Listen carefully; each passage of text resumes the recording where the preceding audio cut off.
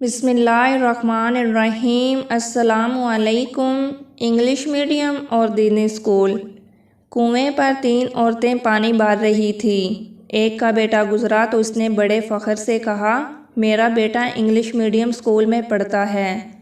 दूसरी का बेटा गुजरा तो उसने भी नखुवत से कहा, मेरा बेटा भी बहुत बड़े स्कूल में पढ़ता है। तीसरी औरत का बेटा वहाँ से गुजरने की बजाय रुक गया और उसने आगे बढ़कर अपनी माँ से पानी का बर्तन लेकर अपने कंधों पर रखा और बोला, माँ तू चल, मैं पानी लेकर आया।